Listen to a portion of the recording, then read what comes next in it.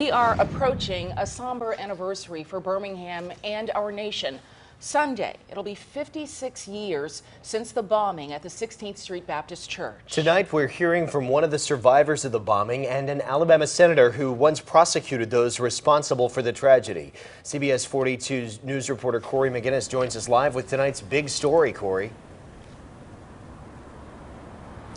Yeah, Jack and Sherry, good evening. Well, every year we do remember those 4 girls that died here at 16th Street Baptist Church due to that bombing back in 1963. But tonight I spoke with a survivor who reminds us all that hatred doesn't solve anything. The building was shaking. You know, we felt it shaking on our feet. 65-year-old Homer Crawford Koch details one of the darkest days of his life when a dynamite bomb set by members of the Ku Klux Klan went off outside of 16th Street Baptist Church, killing 4 black girls, Addie Mae Collins, Denise McNair, Carol Robertson, and Cynthia Wesley. 20 other people were injured from the bombing. Koch is a survivor. From the glass and the wood structure, that's what made a lot of noise. Was the structure falling down. Showered with debris and flying glass, he says his father quickly stepped in to help. My father, became one of the people that searched for survivors and whatever bodies were unfortunate. That horrific day quickly became a defining moment for Koch and for the civil rights movement.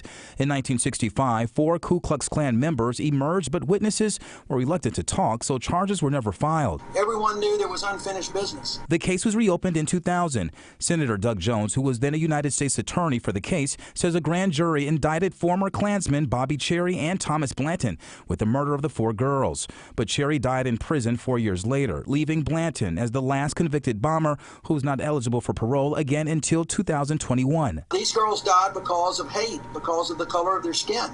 And we need to remember that as we go forward, because we never think that things like that can happen again, but they can. And 56 years later, Koch echoes Jones, but adds that violence only murders the murderer. Hatred really hurts more, I think, the person that commits the crime than people who the crime is being perpetrated against. And again, this Sunday is the official anniversary of that 56th anniversary here at 16th Street Baptist Church due to the bombing. On that day, we'll have a host of events. We're live in Birmingham tonight. Corey McGinnis, CBS 42 News, local coverage you can count on. Corey, thank you. Right now on CBS42.com, you can see our Emmy Award-winning tribute to the victims of the church bombing. It is called Hope and Honor. It's a story of the making of a memorial in their honor. Sunday, the church will observe the 56th anniversary of the bombing starting at 9:30 with a Sunday school lesson, the tolling of the church bells, then a sermon. There will also be a ribbon cutting to showcase the renovated spaces at the church. And former Vice President Joe Biden will be a special guest. The public is invited to attend.